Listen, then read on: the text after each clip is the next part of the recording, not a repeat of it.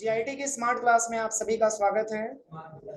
और MS word की इस क्लास में हम लोग पढ़ रहे थे फॉन्ट ऑप्शंस के बारे में, जो कि मैंने पूरे फॉन्ट ऑप्शंस के बारे में मैंने आपको बता दिया था, जैसे कि बोल्ड, इटैलिक, अंडरलाइन, इसी के साथ साथ स्टाइल, सबस्क्रिप्ट, सुपरस्क्रिप्ट, इंक्रीज और डिक्रीज, ये सब मैंने आपको बता दिया। फॉर्मेट पेंटर के भी बारे में मैंने आपको बताया था और क्लियर ऑल फॉर्मेटिंग के बारे में भी मैंने आपको बताया था। आज की क्लास में जो पढ़ना है वो है आपका पैराग्राफ ऑप्शन और स्टाइल ऑप्शन आपका दे रखा है। तो जैसे कि मैंने आपको बताया था 5 पैराग्राफ लाने का शॉर्टकट की इक्वल रेंड करके, और यहां से हम 5 पैराग्राफ इंसर्ट करते हैं। और इसका एक और मैंने तो शॉर्टकट की बताया था, इक्वल लोरेम, जिसके माध्यम से 5 पैराग्राफ हम इंसर्ट करा सकते हैं।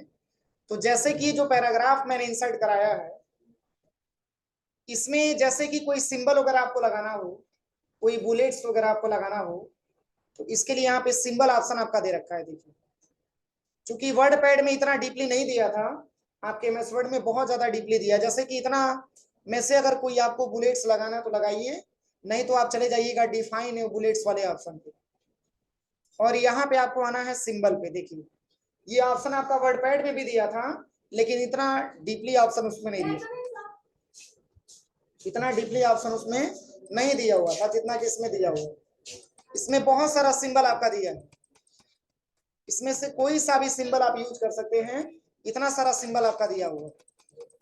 कोई भी सिंबल जो भी आपको अच्छा लगे, यहाँ से अगर आप इंसर्ट करना चाहते हैं उस सिंबल पे आप क्लिक करिए और यहाँ से आप ओके करिएगा, और यहाँ से जस्ट आपको ओके कर देना है, वही सिंबल लग जाता है।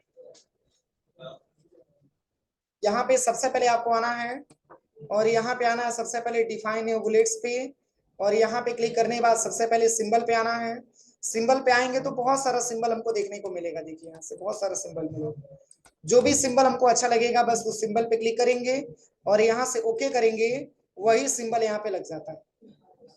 क्लियर हुआ?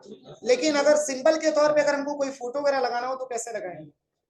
बस आप यहाँ पे पॉइंट पे जस्ट क्लिक करिए और यहाँ पे चले आइएगा डिफाइन न्यू बुलेट पे। यहाँ पे क्लिक करने के बाद एक ऑप्शन आपको मिलेगा पिक्चर, दिख रहा है ना? इसी पिक्चर पे आप क्लिक करिए और जाएगा, और यहाँ से अपनी कंप्यूटर में अपने सेव करके फिगर रखा हुआ है, उसको आप बुलेट के तौर पे लगा सकते हैं। जैसे देखिए, हम यहाँ पे ब्राउज पे आ जाते हैं और यहाँ पे सबसे पहले पिक्चर पे आते हैं, और पिक्चर पे क्लिक करने के बाद यहाँ से कोई ना कोई पिक्चर, जो पिक्चर आपको लगाना हो वो पिक्चर आप पहले सिलेक्शन कर लीजिए, बस वही पिक्चर आप इंसर्ट करा सकते हैं। कुछ ऐसा इंटरफेस पे आएगा। टेक्स्ट की साइज बड़ा करेंगे तो बुलेट्स की साइज भी बड़ा हो जाएगा। दिख रहा है सबको? तो ये आपका होता है बुलेट्स ऑप्शन, पर इससे आप पैराग्राफ काउंटिंग नहीं कर सकते। पैराग्राफ को काउंटिंग करने के लिए सिलेक्शन करिए और पहले आप यहाँ पे आइए और इसको आप यहाँ से नन कर दीजिएगा। अब तो कुछ भी ऑप्शन आपका नहीं दिखाएगा जो भी बुलेट्स में मैंने लगा रखा।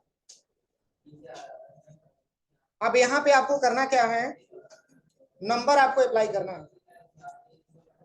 यहाँ पे बस आपको नंबर अप्लाई करके देखना है। तो इसमें पैराग्राफ में और भी ऑप्शन आपका दिया है, देखिए ये नंबरिंग ऑप्शन है, यहाँ से आप नंबर दे सकते हैं। इसको तो मैंने आपको पढ़ाया था वर्ड पैड में, ये नंबरिंग ऑप्शन होता है। और प्लस इसी के साथ साथ मैंने आपको अलाइनमेंट के बारे में भी बताया था। अलाइनमेंट टोटल कितना होता है? 4 अलाइनमेंट होता है, लेफ्ट, राइट, सेंटर और जस्टिफाई। तो अभी मैंने इसके पहले भी आपको बता रखा है कि जब भी एमएस वर्ड पे कोई भी पैराग्राफ हम इंसर्ट कराते हैं तो वो लेफ्ट अलाइनमेंट में ही आता है, क्योंकि लेफ्ट का पूरा हिस्सा इक्वल होता है, राइट वाला आपका इक्वल नहीं होता। अगर हम ये चाहते हैं कि राइट वाला इक्वल हो तो इसकी शॉर्टकट की होती है Ctrl+R से राइट वाला ऑप्शन आपका हाईलाइट हो जाता है। या तो आप Ctrl+R दबाइए, या तो आप इसी पे क्लिक करके भी आप इस एलिमेंट का प्रयोग कर सकते हैं। और प्लस सेंटर करने के लिए सबसे पहले मैंने बताया था Ctrl+E होता है, जिससे सेंटर अलाइनमेंट होता है। और जस्टिफाई का प्रयोग करने के लिए मैंने आपको बताया था कि सबसे पहले क्या करिएगा कि बीच का स्पेस आप यहां से हटा दीजिए, तो आपको अच्छे तरीके से ये पता चलेगा जस्टिफाई ऑप्शन के बारे में। यहां से बैक स्पेस से आप इस स्पेस को हटा दीजिए, यहां से बैक स्पेस से आप स्पेस को हटा दीजिए। बस समझ में आ रहा है ना? बस केवल बैक स्पेस से आपको स्पेस को हटाना है। चूंकि नहीं हटाएंगे तो भी जस्टिफाई ऑप्शन का प्रयोग कर पाएंगे, लेकिन उतना बेहतर तरीके से आपको समझ में नहीं आएगा। जस्टिफाई ऑप्शन का प्रयोग करने से पहले आपको ये बैक स्पेस के माध्यम से ये बीच का स्पेस आपको हटाना होगा। हटाएंगे तो ऑटोमेटिक आपको पता चल जाए जस्टिफाई क्या होता है। अब जस्टिफाई की कंडीशन मैंने आपको बताया था कि सब इक्वल हो जाता है, लिखा हुआ पूरा टेक्स्ट। कंट्रोल ए से सिलेक्शन करिए और कंट्रोल प्लस जे बटन दबा देंगे, सारा जस्टिफाई हो जाता है। अब इसमें कि पूरा टेक्स्ट आपका इक्वल हो जाता है। देखिए ये आपका जस्टिफाई ऑप्शन होता है। कोई दिक्कत है यहां तक किसी को? अब चलिए अगला जो पॉइंट आपका दिया है ये है आपका लाइन स्पेसिंग। मतलब कि ये बीच की जो स्पेस है, लाइनों के बीच की स्पेस हम अपने रिक्वायरमेंट के हिसाब से कम कर सकते हैं और ज्यादा कर सकते हैं। ये सारा ऑप्शन यहाँ पे दे रखा है। अभी 2.5 मैंने किया तो इतना स्पेस मिला है। देखिए अगर आप यहाँ पे क्लिक करेंगे 1.0 करेंगे तो स्पेस कम होगा कि ज्यादा होगा? कम हो जाएगा। देखिए इसमें 1.0 में और भी कम हो जाएगा। समझ में आ रहा है ना?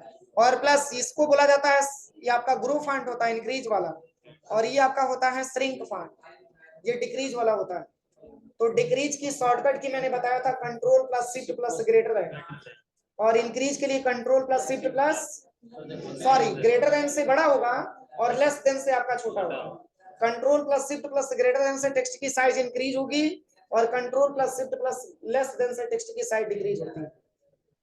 जो मैंने बताया था कि अधिकतम 1638 तक टेक्स्ट की साइज हम इंक्रीज कर सकते हैं। अब ये जो ऑप्शन आपका दिया है, इस ऑप्शन का नाम है मल्टी लेवल लिस्ट। याद करिए मैंने इंट्रोडक्शन में ये भी लिखवाया था कि एमएस वर्ड का प्रयोग क्वेश्चन पेपर बनाने में किया जाता है।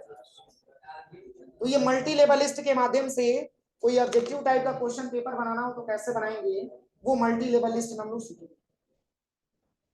देखिए जैसे कि एक कोई क्वेश्चन रहता है, उसका 4 ऑब्जेक्टिव रहता है, उसमें चारों मतलब उसमें क्वेश्चन के आंसर में कोई भी एक आंसर आपको सेलेक्ट करना होता है। सेम वैसे ही क्वेश्चन पेपर हम बना सकते हैं किसके माध्यम से? मल्टी लेवल लिस्ट के माध्यम से। इसका नाम ही है multi level list.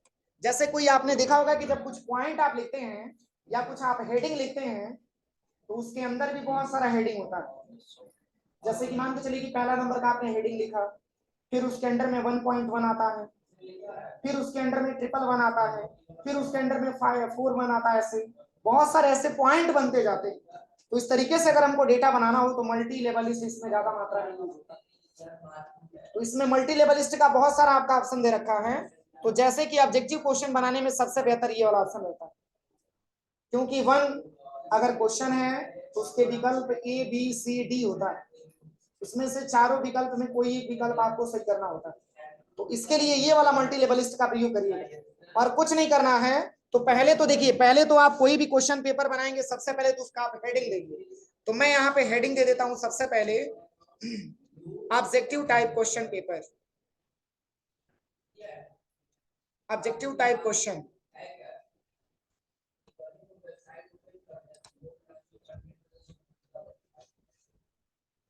Fundamental objective question. अब देखिए पहले हेडिंग दे दीजिएगा तब इसको चूज करिएगा, नहीं तो पहले ही मल्टी लेवल लिस्ट ले लेंगे और तब हेडिंग देंगे तो गलत हो जाएगा। पहले आपको हेडिंग दे देना है, पेज की सेटअप आपको कर लेना है, पेज की साइज आपका 100% में होना चाहिए, केयर करिएगा। और इतना लिखने के बाद तब आप इसको मेन हेडिंग पे बनाइएगा। सिलेक्शन करने के बाद कंट्रोल यू से अंडरलाइन करिएगा और कंट्रोल प्लस बी से बोल्ड करके और इसकी कलर थोड़ा सा चेंज कर दीजिए। समझ में आ रहा है ना? अब यहाँ पे आपको इंटर बटन दबाना है और इंटर बटन दबा करके तब आपको करना क्या है, आपको आना है यहाँ पे मल्टी लेवल लिस्ट पे और यहाँ पे बस इसी लिस्ट का प्रयोग करना है। एक आ गया। अब यहाँ पे मैंने टाइप कर दिया, देखिएगा ध्यान से, how many types of computer. Computer कितने प्रकार का होता है मैंने पढ़ाया है?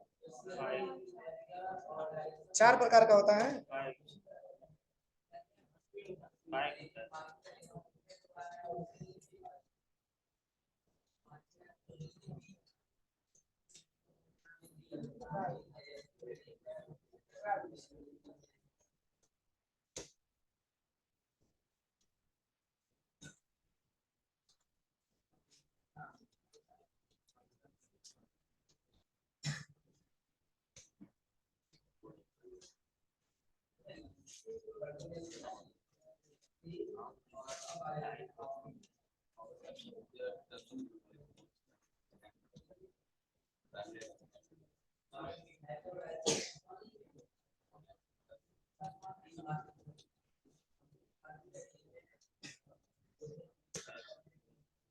पहले केवल आपको ऐसे क्वेश्चन बना लेना, अभी विकल्प आपको नहीं लिखना, अभी नहीं लिखना है, पहले केवल क्वेश्चन ऐसे बना लीजिए, ऐसे पहले केवल क्वेश्चन टाइप कर लीजिए।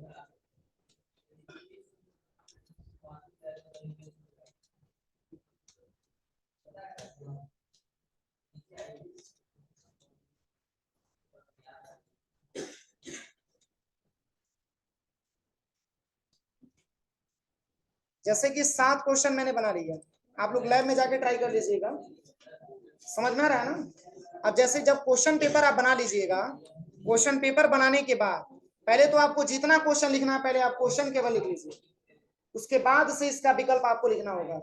तो सबसे पहले क्या करेंगे, पहले हेडिंग देंगे, हेडिंग देने के बाद हम जाएंगे मल्टी लेवल लिस्ट में, और उसमें किसी भी पार्टिकुलर लिस्ट को हम सिलेक्शन करेंगे, मतलब जिस तरीके से हमको लिस्ट बनाना होगा, और उसके बाद से क्वेश्चन वगैरह जो भी आपको लिखना होगा टाइप करिएगा।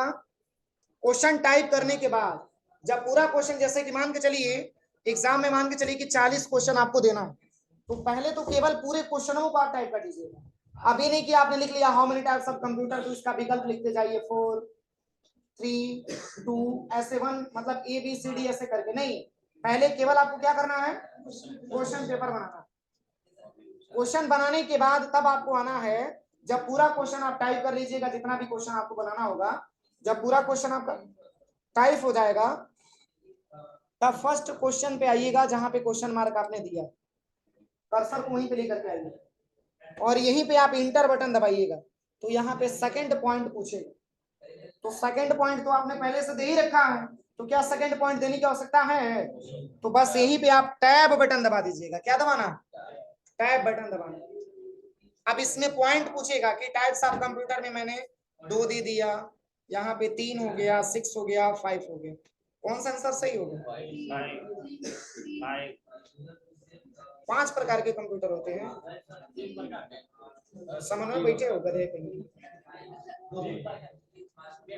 3 प्रकार की कंप्यूटर होता है, on the basis of purpose, on the basis of technology, और on the basis of size and capacity. मात्र 3 प्रकार के कंप्यूटर होते हैं, उसके अंदर तो बहुत सारे कंप्यूटर आते हैं, उसके अंदर तो बहुत सारे कंप्यूटर आते हैं। तो इसमें जो मोस्टली आपका आंसर सही होगा सेकंड नंबर वाला है ना, तो सिलेक्शन करिए, और सिलेक्शन करने के बाद यदि आप आंसर दिखाना चाहते हैं तो आप इसको बोल्ड करिए, और इसकी कलर को आप थोड़ा चेंज कर दीजिए। अगर ट्रैक करना है तो फिर उसको जरूरत ही नहीं है कलर करने की, तो ट्रिक करने ट्रिक करना है तो बस ऐसे, अब इससे बड़ा कोई थोड़ी ट्रिक होगा। इसके लिए देखिए एक सिंपल, मतलब एक सबसे बेहतर है, हाँ अगर सिंबल लगाना है तो सिंबल आप यहाँ पे लगा लीजिए, लेकिन वही है कि कॉपी पेस्ट आपको करना पड़ेगा। आप इंसर्ट पे आइए और यहाँ पे आकर के सही का सिंबल लगा लीजिएगा। वैसे भी सही सही है, गलत नहीं है। अगर इससे भी इतना भी आप कर दिया जाएगा तो समझने में आ जाएगा कि क्वेश्चन आपका सही है, या यही इसका विकल्प होगा। बाकी आप इंसर्ट पे आकर के वहां से शेप आप इंसर्ट करा सकते हैं, पर वैसे शेप का कोई मतलब नहीं होगा। यहाँ पे बहुत सारा शेप मिलेगा, कोई ना कोई शेप आप इंसर्ट करा सकते हैं। इसमें शेप दिख नहीं रहा इस टाइप का।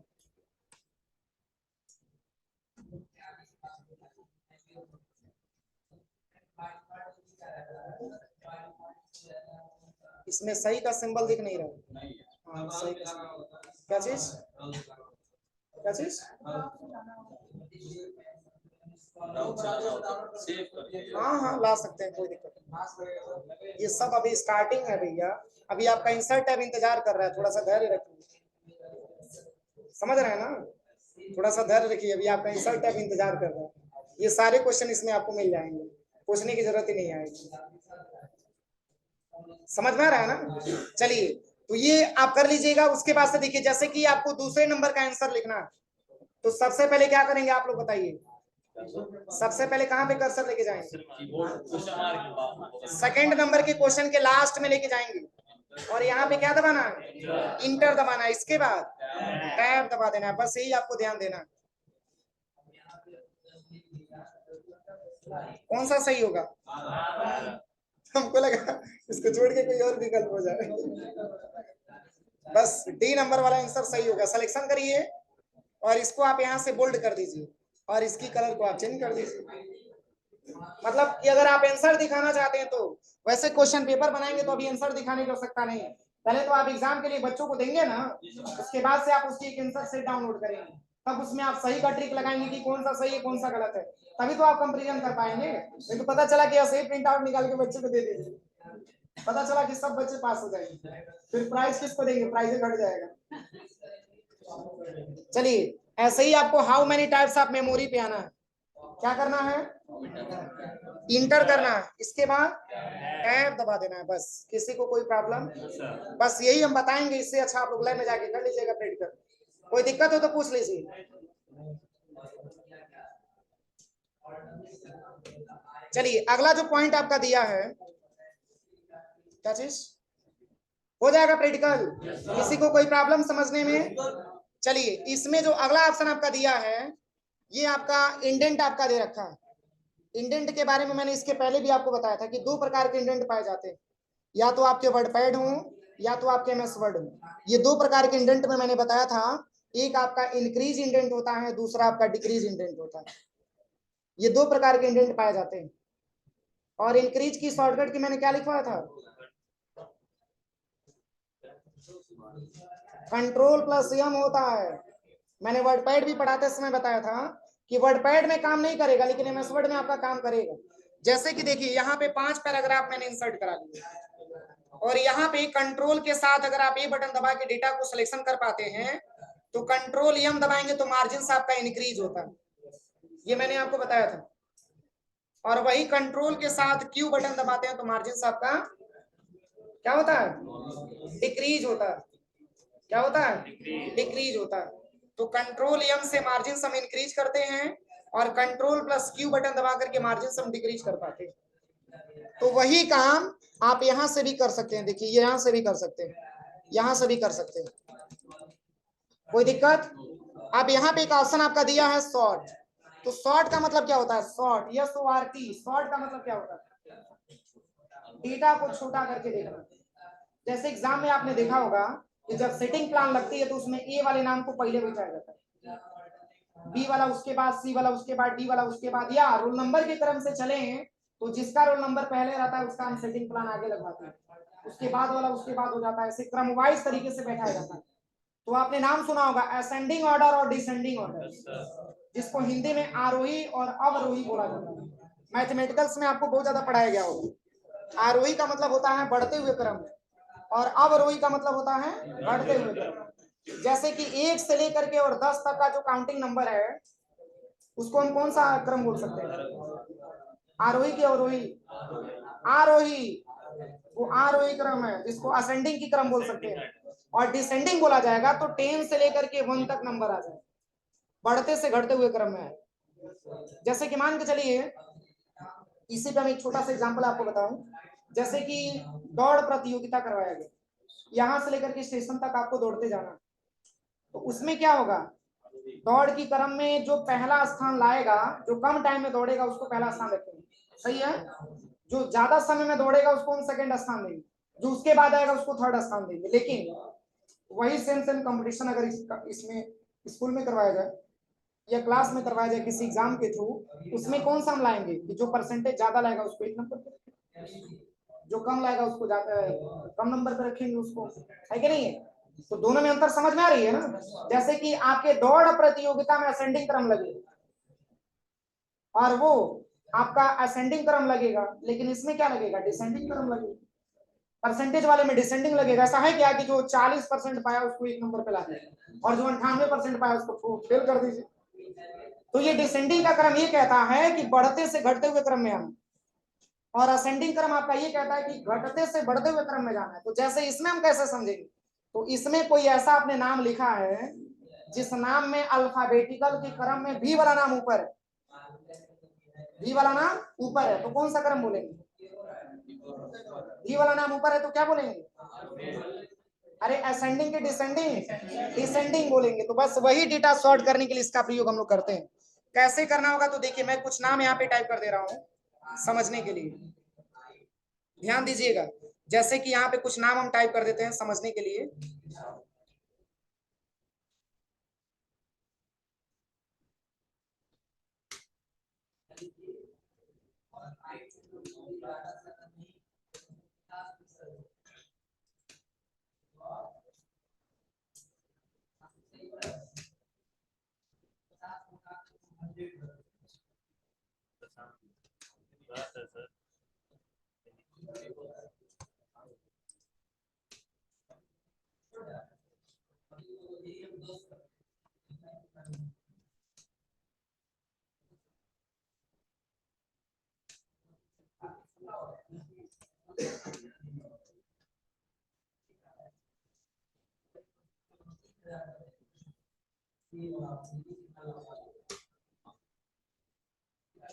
अभी आप इसका कोई क्रम बोल सकते हैं? बोलिए। अब इसकी कोई क्रम आप नहीं बोल सकते, क्योंकि अल्फाबेटिकल के क्रम में अगर आप देखेंगे तो भी वाला नाम ऊपर है और भी जेड वाला नाम नीचे। ना इसको असेंडिंग बोलेंगे ना डिसेंडिंग बोलेंगे, क्योंकि मिक्सअप करके ये नाम लिखा हुआ है। और आप ये चाहते हैं कि अल्फाबेटिकल के क्रम में असेंडिंग ऑर्डर और डिसेंडिंग ऑर्डर में इसका प्रयोग हम करें, तो बस करना क्या है, पूरे डेटा को आप सिलेक्शन करिए। सिलेक्शन करने के बाद तब जाकर के आपको आना है सॉर्ट वाले ऑप्शन पे। सॉर्ट वाले ऑप्शन पे क्लिक करेंगे तो ऐसा इंटरफेस आपके सामने आएगा। यहाँ पे पहले आपको डिसेंडिंग में दिखाना होगा। ऑलरेडी पहले से असेंडिंग था ना, पहले आप डिसेंडिंग में दिखाइए। अभी कोई चेंजेस नहीं हुआ कि नहीं हुआ? चेंजेस हुआ है कि नहीं हुआ? हुआ है। देखिए जेड वाला नाम आपका सबसे टॉप में चला आया है और ई वाला नाम सबसे नीचे चला आया। लेकिन हम ये चाहते हैं कि अल्फाबेटिकल के क्रम में असेंडिंग के क्रम में रखा जाए, तो पुनः सॉर्ट पे क्लिक करिए और यहाँ पे आपको ले लेना है असेंडिंग ऑर्डर। आप ओके करिए। हुआ है चेंजेस? इसमें ए वाला नाम ऊपर, बी वाला नाम इसके नीचे, सी वाला नाम इसके नीचे, इसके बाद से एन आया है तो इसके बाद कर दिया। एन क्यों लाया? क्योंकि डी ई एफ कोई नाम है ये नहीं, इसके वजह से एन ले लिया। कोई दिक्कत किसी को? तो ये आपका शॉर्ट ऑप्शन होता है जिसका प्रयोग बहुत ही ज्यादा मात्रा में किया जाता है। क्या चीज? बस कंट्रोल जेड मैंने बताया नहीं है। अब उससे कौन सा तरीका? सिंपल है, बस कंट्रोल जेड दबाते जाइए। इसके बाद से देखिए यही शॉर्ट वाला ऑप्शन आपको मिलेगा जब हम इंसर्ट में और टेबल पढ़ाएंगे तब। ऐसे जब टेबल क्रिएट करना मैं आपको बताऊंगा तो उसमें इसका प्रयोग ज्यादा मात्रा में मिलेगा। देखो जैसे मैंने टेबल ले लिया ना, तो देखिए यहाँ पे दो ऑप्शन मिल जाएगा, एक टेबल डिजाइन और दूसरा आपका लेआउट मिल जाएगा। तो जैसे ही लेआउट पे क्लिक करेंगे तो यहाँ पर भी आपका शॉर्ट ऑप्शन दिया रहेगा। देखिए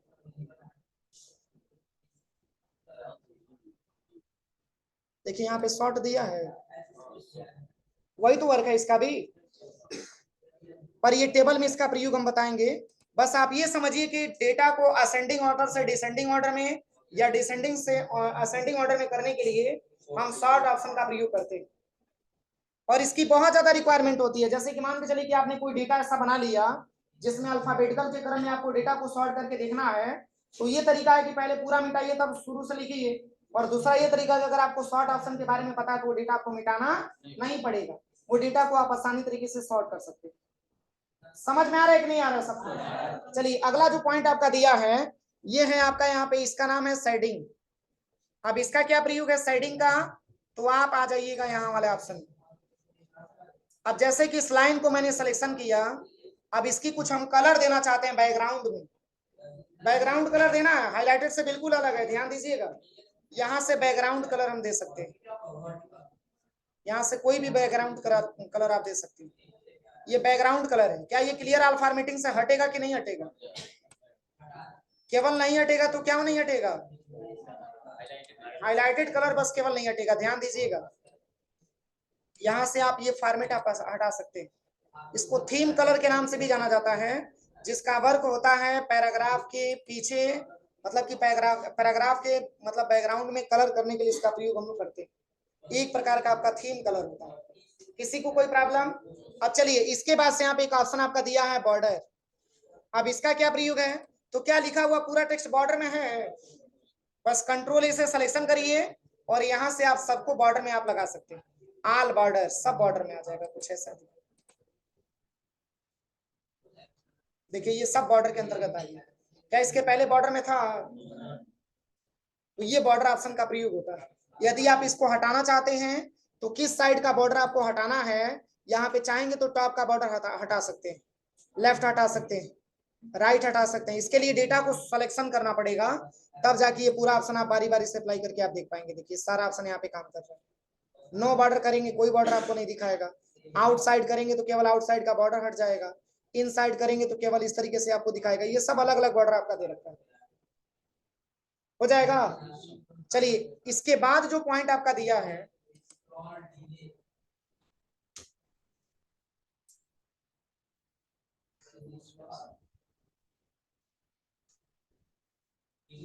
इसके बाद जो ऑप्शन आपका दिया है ये है आपका शो एंड हाइड मार्क।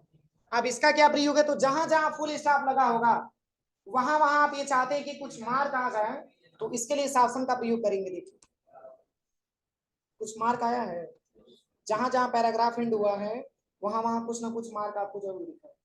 लेकिन ये मार्क तब तक नहीं हटेगा जब तक कि आप इसको ना हटाएं, क्योंकि अगर हम इस पेज को क्लोज करके तब दोबारा ओपन करेंगे तो ऐसा नहीं है कि ये मार्क यहाँ से हट जाए अपने आप। देखिए अगर हम इसको हटाते हैं, विंडो प्लस आर दबा करके दोबारा हम एमएस वर्ड ओपन करेंगे तो भी ये मार्कअप आपका हटेगा नहीं।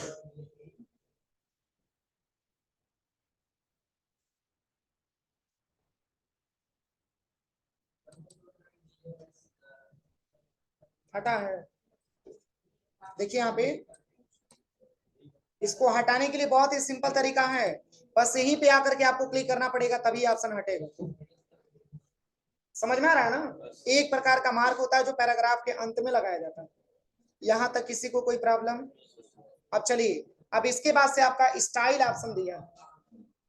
अब इसका क्या प्रयोग है, तो देखिए जैसे कि मान के चलिए अगर हम कुछ टेक्स्ट अगर हम टाइप करते हैं, तो जैसे कि इसमें हम हेडिंग बनाते हैं और टाइटल बनाते हैं, सब टाइटल बनाते हैं। जैसे कि अभी इसमें कुछ हेडिंग दिया गया है, अभी इसमें हम कुछ हेडिंग दे देते हैं। जैसे यहाँ पे मैंने हेडिंग दे दिया कंप्यूटर,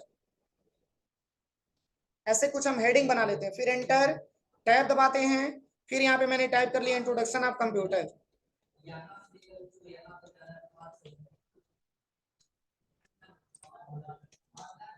मेमोरी,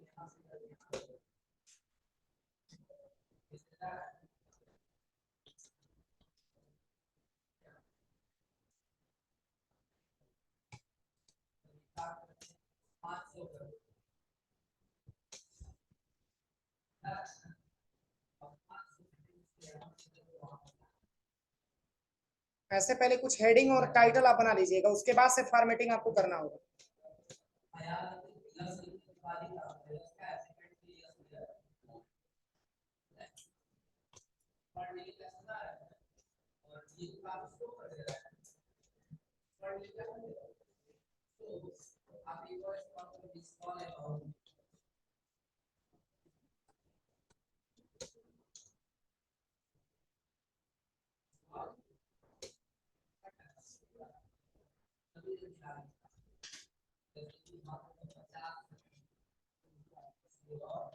चलिए हम ज्यादा नहीं बनाएंगे, आप लोग लाइव में जाके प्रैक्टिकल करिएगा। अब देखिए अभी मैंने जो हेडिंग बनाया है और जो मैंने टाइटल दिया, आप सबसे पहले क्या करिए, इस हेडिंग को आप सिलेक्शन करिए।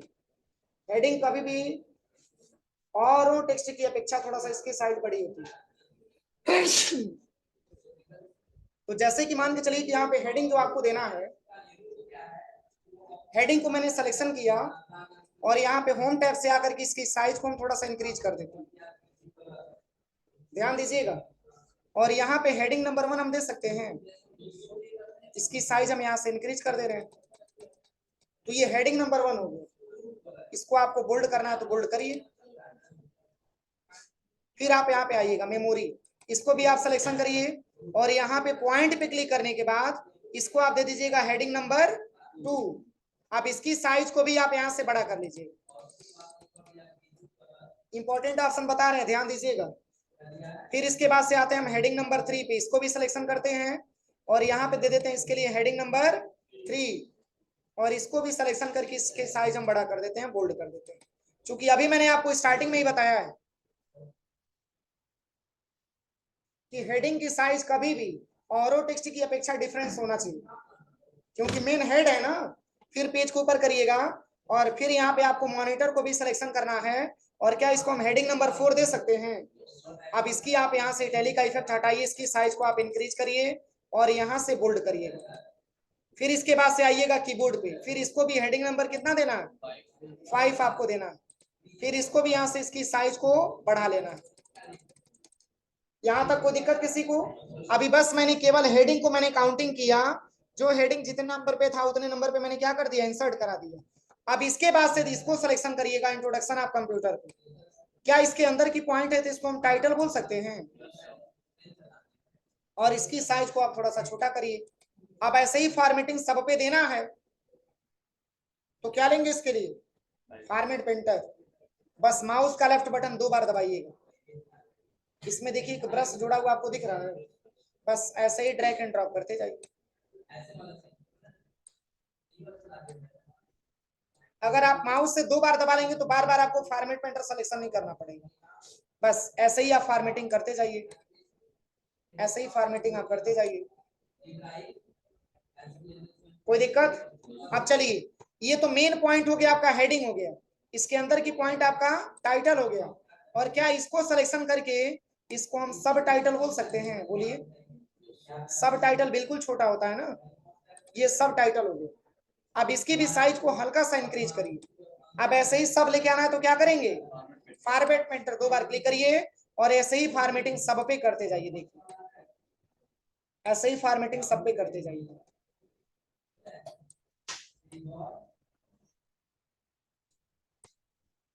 अब देखिए इससे फायदा क्या होगा, इतना बनाने के बाद यदि आप आते हैं स्टाइल वाले ऑप्शन पे तो कंट्रोल ए से पूरे डेटा को आप सिलेक्शन करिएगा। अब इसके बाद से अगर आप स्टाइल वाले ऑप्शन पे आते हैं तो यहां से कोई भी फॉर्मेटिंग आप आसानी तरीके से अप्लाई कर पाते हैं। देखिए बहुत सारा जो फॉर्मेटिंग आपका दिया, कोई भी फॉर्मेटिंग आप यहाँ पे लगा सकते हैं। समझ में आया है? सीधा बैठिए, सीधा, गले हाथ लगाना नहीं होता हमारी क्लास में, मैंने बोला भी। अब एक बार फॉर्मेटिंग यदि आप कर देंगे तो इसमें से जो भी फॉर्मेट आपको लेना है बस केवल आपको क्लिक करना है, वही सेम सेम फॉर्मेटिंग आपको दिखने लगे। इससे यही फायदा होता है। अब देखिए इसमें से भी अगर आपको कोई अच्छा नहीं लग रहा है, कोई फॉर्मेटिंग यदि आपको अच्छा नहीं लग रहा है, आप इसकी फॉर्मेटिंग को आप चेंज करना चाहते हैं तो आप इसी से जुड़ा हुआ एक आपका टैब दिया है, डिजाइन टैब, यहां से आकर के भी आप इसकी फॉर्मेटिंग कर सकते हैं। देखिए ये सारा ऑप्शन इसी से जुड़ा हुआ है, ये सारा फॉर्मेटिंग इसी से जुड़ा है, कोई भी फॉर्मेटिंग आप ले सकते हैं। अब देखिए ये कैसे दिख रहा है, क्या इस तरीके से मैंने हेडिंग बनाया था? बोलिए, ये सब चेंज हुआ है कि नहीं हुआ? अब इसी को कंट्रोल ए से सिलेक्शन करने के बाद अब चूंकि डिजाइन टैब में आप आए हैं तो यहाँ पे थीम का भी एक ऑप्शन आपका दिया, आप इसकी थीम को भी बदल सकते हैं। पहले यहाँ पे आ जाइएगा होम टैब पे और यहाँ से कोई ना कोई एक फॉर्मेटिंग आपको लेना है, तब जाकर के आप इसका प्रयोग करके देखिएगा।